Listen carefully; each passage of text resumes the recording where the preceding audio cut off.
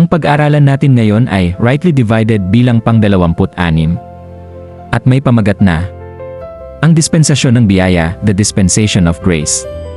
At may mga talata na Efeso Kabanatang 3, talatang 1 hanggang 9. Gawa Kabanatang 20, talatang 24. Roma Kabanatang 3, talatang 21 hanggang 26. Tito Kabanatang 2, talatang 11 hanggang 13. Kolosas Kabanatang 1, talatang 25 hanggang 27. Katotohanan. Ang dispensasyon ng biyaya ay ang kasalukuyang pamamahala ng Diyos kung saan ang kaligtasan ay ipinagkakaloob bilang libreng kaloob sa pamamagitan ng pananampalataya kay Hesu Kristo. Hindi ito pagpapatuloy ng programa ng Israel sa ilalim ng kautusan. Ito ang hiwagang mystery, itinago ng Diyos sa mga nakaraang panahon, ngunit ipinahayag kay Apostol Pablo upang ipahayag sa lahat ng mga bansa.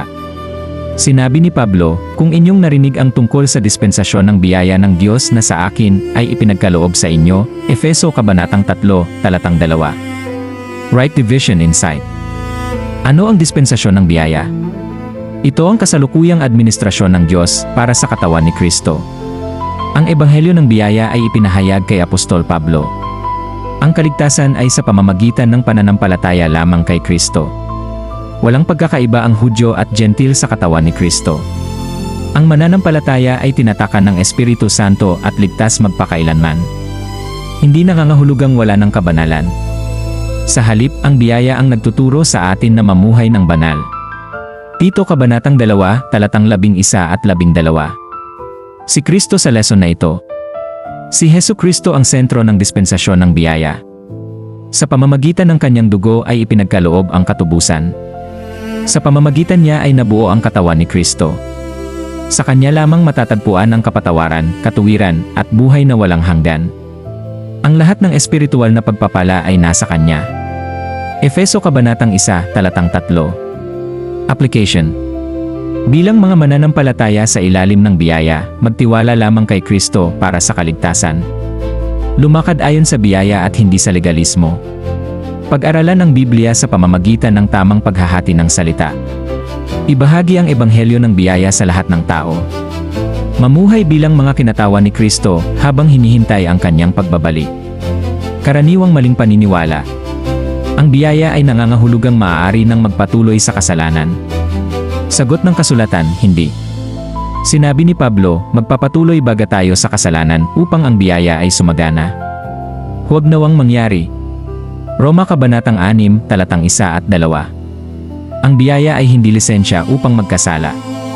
Ito ang kapangyarihan ng Diyos upang baguhin ang buhay ng mananampalataya at turuan siyang mamuhay ng matuwid. Key verse to memorize.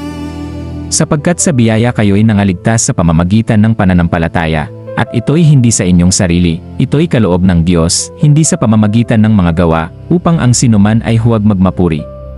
Efeso Kabanatang 2, talatang 8 at 9. Takeaway. Ang dispensasyon ng biyaya ay ang kasalukuyang programa ng Diyos para sa katawan ni Kristo. Ang kaligtasan ngayon ay ganap na nakabatay sa natapos na gawa ni Jesu Kristo sa krus at tinatanggap lamang sa pamamagitan ng pananampalataya. Kapag naunawaan natin ang dispensasyon ng biyaya, magiging malinaw ang ating pagkakakilanlan kay Kristo at ang ating misyon bilang kanyang katawan. Timeline. Dispensation of Grace nagsimula sa kapahayagan ng mystery kay Apostol Pablo at nagpapatuloy hanggang sa catching away, rapture, ng katawan ni Kristo. Kasunod, ang muling pagpapatuloy ng programa ng Diyos sa bansang Israel. Paanyaya sa pag-aaral. Hindi namin hinihiling na paniwalaan nyo ang aming sinasabi dahil lamang sa nabasa nyo ito. Hinihikayat namin kayong buksan ang inyong Biblia at suriin ang bawat talatang nabanggit. Tularan natin ang mga taga-Berea na tinanggap nila ang salita ng buong pananabik at sinisiyasat araw-araw ang mga kasulatan kung gayon nga ang mga bagay na ito. Gawa Kabanatang 17, talatang 11. Naway ang ating pinakamataas na otoridad ay ang salita ng Diyos na hinahati ng matuwid. 2 Timoteo, Kabanatang 2, talatang 15. Gospel Reminder. Ang ebanghelyong nagliligtas sa panahong ito ay ang mabuting balita na si Kristo ay namatay para sa ating mga kasalanan, inilibing, at muling nabuhay sa ikatlong araw ayon sa mga kasulatan. 1 Korinto, Kabanatang 15, talatang 1 hanggang 4. Ang kaligtasan ay tinatanggap sa pamamagitan ng pananampalataya kay Hesukristo lamang, hindi sa pamamagitan ng mga gawa. Susunod na pag-aralan natin ay rightly divided bilang 27. Ang hiwaga, the mystery, bakit ito itinago at kay Pablo ipinahayag.